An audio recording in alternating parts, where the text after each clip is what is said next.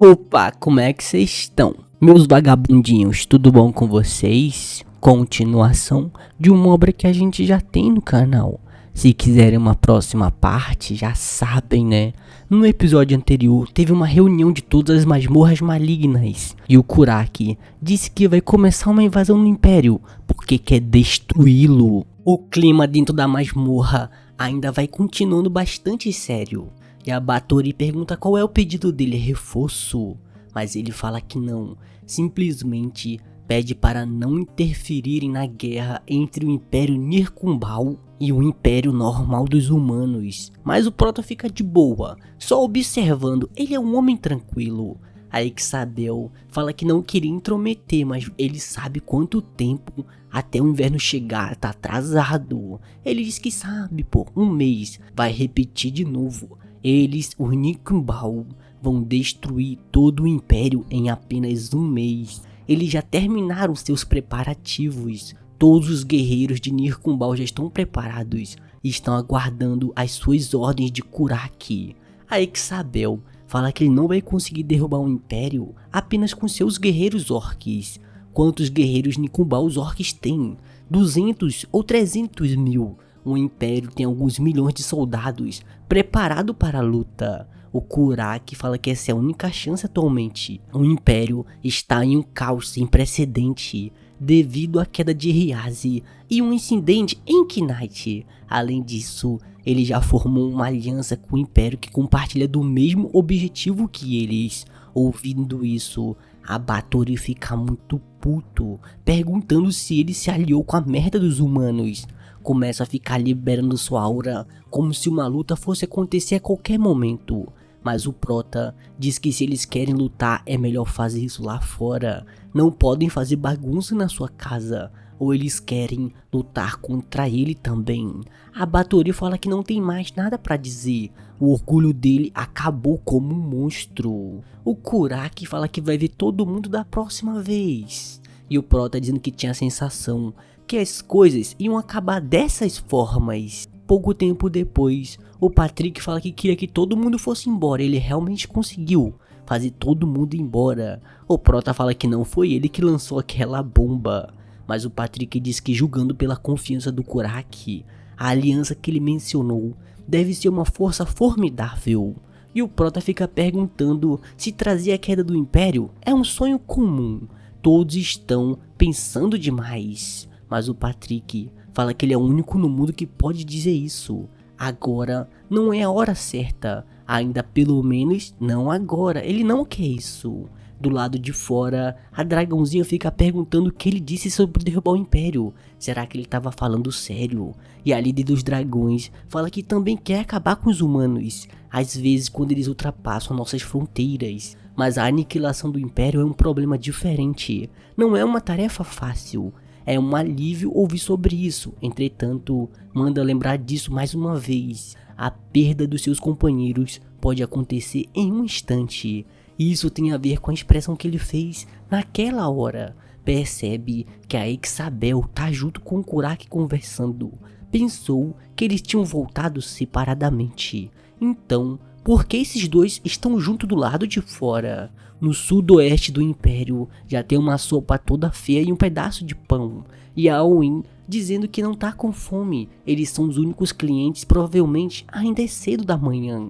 E o Baresik perguntando por quanto tempo ela planeja ficar com essa cara de merda. Não comer sua refeição não vai trazer seus companheiros de volta. Ele pode ver porque a Carote pediu pra vir até aqui com ela. Os outros membros já saíram da busca de Cian. E o que você está interessada? Porque ele mencionou outro herói como ela. Tem certeza que eles estão se escondendo em algum lugar disfarçado ou algo do tipo. A Aoin fica perguntando se podem trazer esses heróis de novo. O Baresik diz que se puder encontrá-los, acha que pode. Pelo menos alguém que pode se comunicar com eles, talvez sejam eles, encarregados de uma tarefa tão difícil.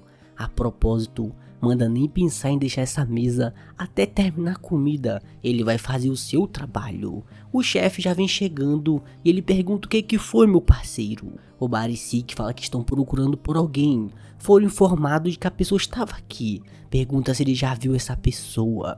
O chefe diz que essa pessoa é única, nunca viu antes, ou talvez possa ter visto. É que ele não consegue se lembrar do rosto de todos seus clientes. O Barisik já vai fazendo um ataque com a sua faquinha de cortar pão, dizendo que essa pessoa é bem parecida com a pessoa que estão procurando. Chefe, ou deveria chamá-lo de ex-herói, esse é o Hashimer.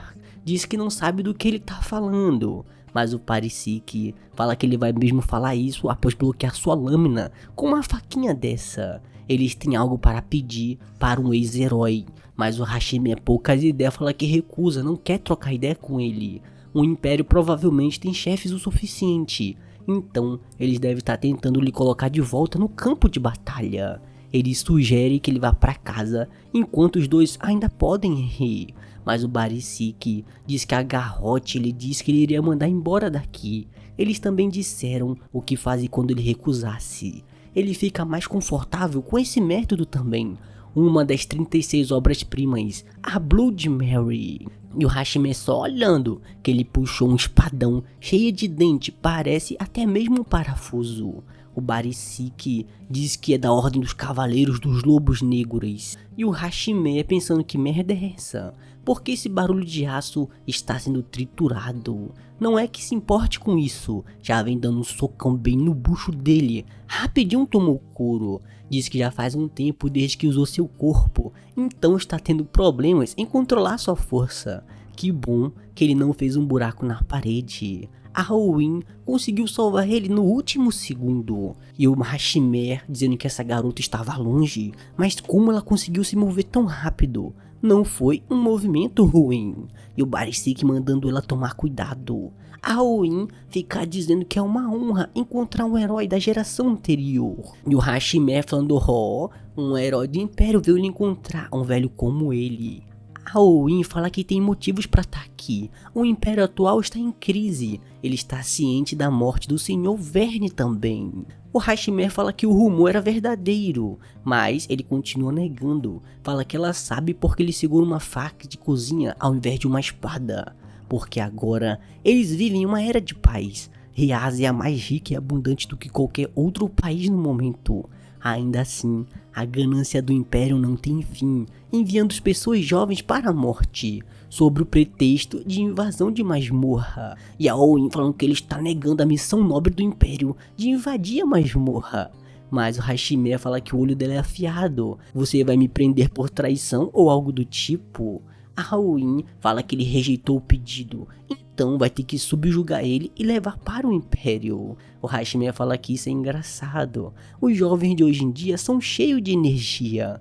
A Halloween continua dando vários ataques, mesmo assim ela não entende, porque nenhum dos seus golpes vão chegando nele. E o Barisik vendo que ele está lidando com a Halloween como se estivesse lutando com uma criancinha. Ela continua atacando, mesmo assim não faz nada, e já começa a chorar com uma cara de idiota que deveria ter falecido há muito tempo atrás. O Hashimer diz que ela está tendo problemas em entender o porquê, certo?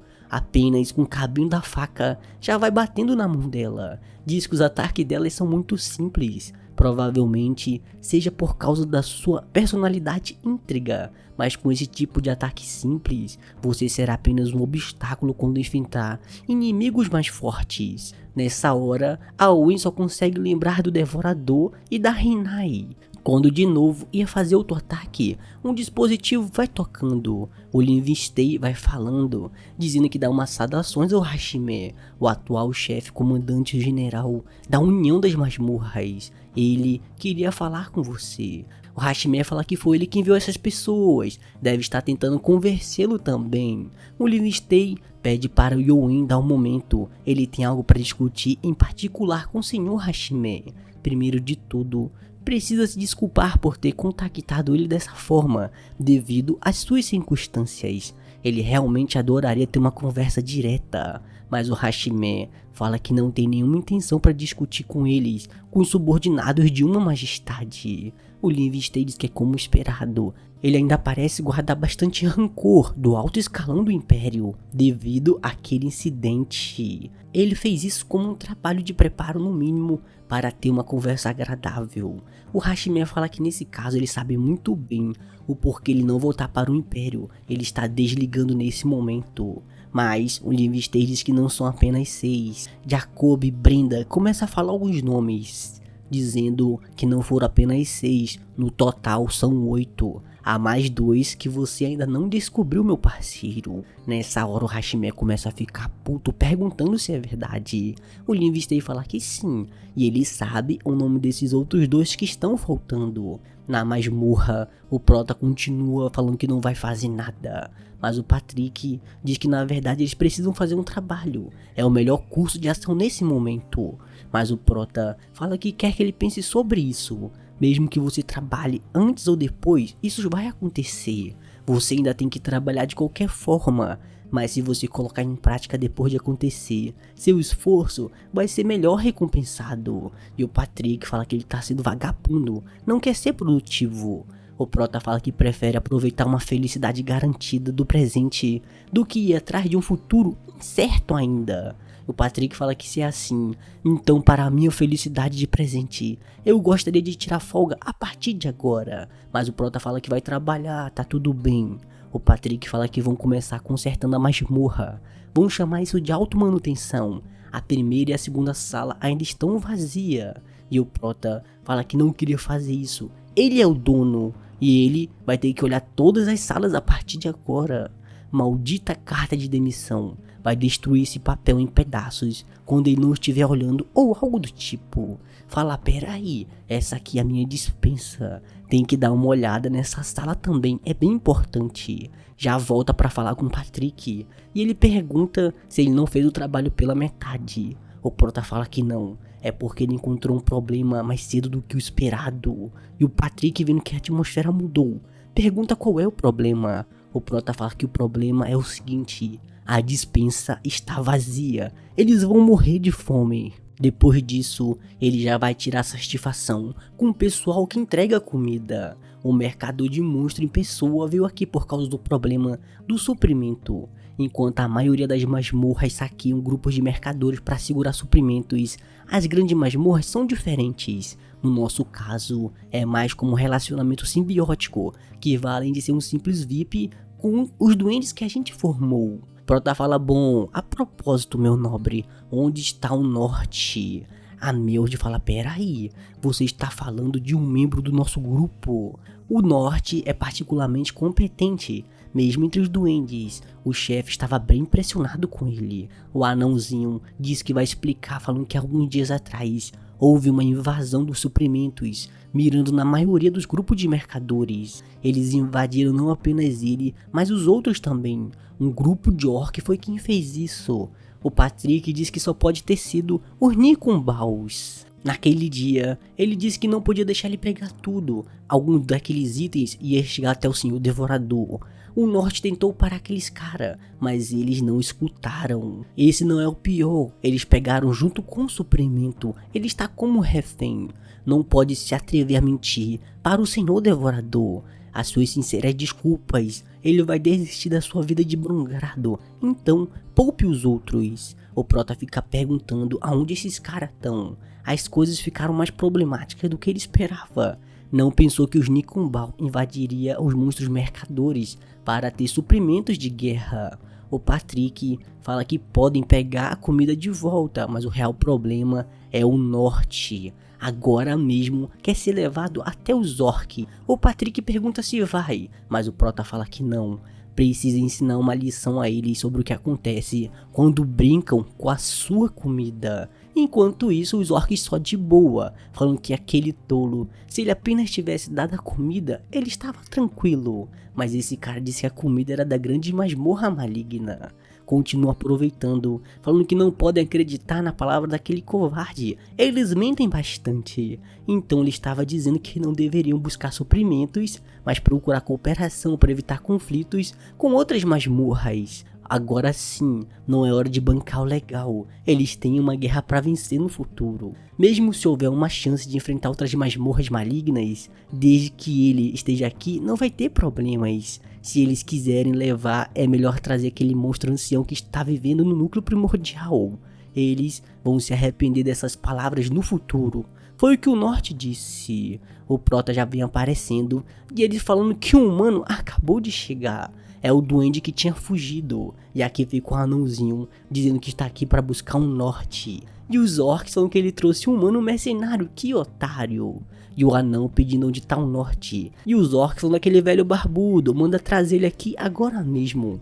Elogia a coragem dele por voltar, então vai dar sua recompensa. O Norte estava mais ou menos bem, mas pelo menos ainda estava vivo. O orc fala que ele era irritante, manda pegar de volta, e o Norte vinha caindo todo estabelecado e todo quebrado. Só fica mandando o seu pequeno filho correr, mas ninguém esperava que o Norte seria atravessado por uma lança. E o orc só rindo, falando que toma aí, seu otário. Ele é melhor morto. Afinal, ele precisa ser grato por ter colocado um fim na sua vida miserável. Esse é o preço por ter desafiado e ter mencionado o núcleo primordial. Em questão de segundos, todos seus amigos vão ficando em pedaços. Nessa hora, o orczinho que tava se gabando já fica todo cagado de medo. O Prota já pega ele pelo pescoço, dizendo que ele não deveria ter feito isso. E estava aqui para deixar ele embora com apenas um aviso, por roubar nossa comida e denunciar o núcleo primordial. Mas sério, você não deveria ter feito isso com o Norte bem na sua frente. E o orc com medo falou, não pode ser verdade. O monstro ancião, o que aquele miserável disse era verdade. Começa a pedir ajuda do feiticeiro para ser teleportado. Não pode morrer aqui, deve sobreviver por uma causa maior. Mas ele fica falando teleporte, nada mal, tenta a sorte, meu parceiro. E o orczinho pensando que vai fugir, falando até mais, seu otário. Nesse momento, o Kuraki vem aparecendo com teleporte. E o orc falando que diz pro feiticeiro mandar ele embora, não para trazer o comandante pra cá. Começa a dizer que vai explicar tudo, mas o Kuraki é poucas ideias e já vai passando um machado na sua cabeça.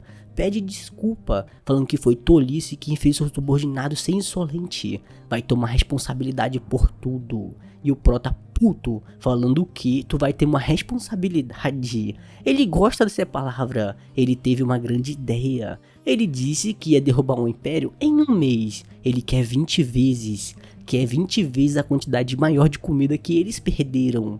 O tempo limite vai ser um mês, mas acaba diminuindo para 3 semanas. E o Kuraki pensando que é ridículo. Onde diabos ele vai encontrar essa quantidade absurda de comida? Mas se ele recusar não apenas o Mikumbal, mas cada orc desse continente pode acabar sendo extinto. Ele não tem escolha além de atacar o Império o mais cedo o possível. Promete pelo seu nome Kuraki que vai fazer isso. E o Hashime fala que ele foi chamado até aqui. E o Livingston diz que agora vai dizer pros dois: Senhor Hashime e Dama Cian, vamos conversar. E aqui acaba a primeira temporada dessa obra.